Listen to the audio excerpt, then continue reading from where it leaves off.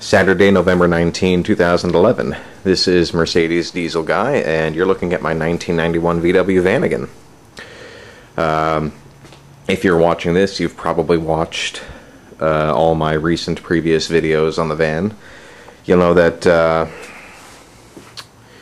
probably around 6 weeks ago, the engine just kind of came very close to giving up on me.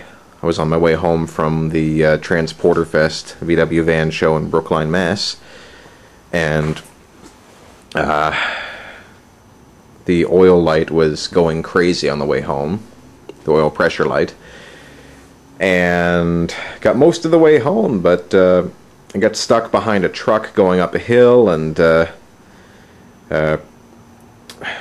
all of a sudden the engine really lost power, started spewing black smoke, and I just kind of shut it off and limped into a parking lot and called AAA to get me home, because I knew just because I'd been tracking an oil pressure problem ever since I did all the quote-unquote restoration work over the summer.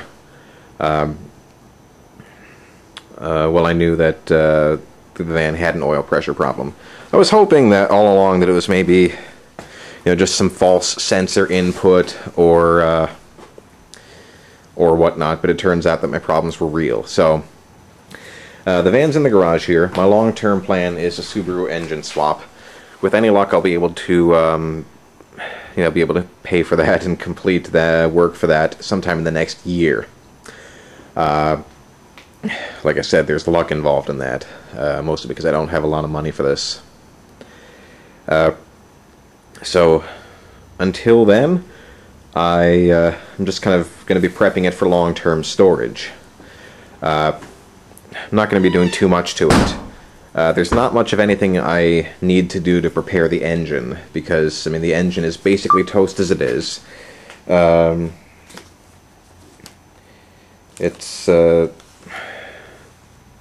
now it will still start and run.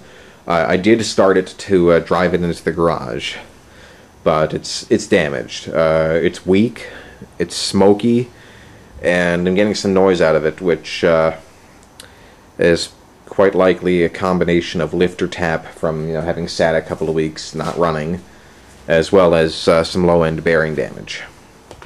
So it's not healthy, and it can't be driven anymore.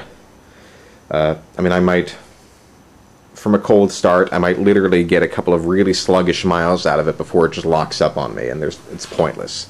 So the van is deregistered, de-insured, and it's going to be living here in the garage. Like I said, I don't really need to take care of the engine. I'm just going to leave it for once I pull it, see if anybody wants it as a rebuildable core. I think they will, because these engines, there aren't a lot of them. I plan to do two things, really. Mostly, I'm going to drain the gas tank as best I can. I'm going to get a siphon pump in there and see if I can pump out whatever gasoline is in it. As it is, the gas... I gassed it up the day I went to Transporter Fest, so it's maybe 6 weeks old. It's certainly perfectly usable. So, I'm going to see if I can get it out into my jerry can here.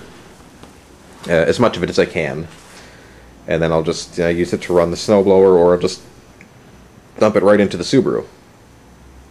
And the only other thing is I'm going to pull out the battery and be conscientious about keeping a charge in it, because the battery itself is fairly recent to the van, and just if I maintain the charge, it should be fine for when I do get the van back on the road.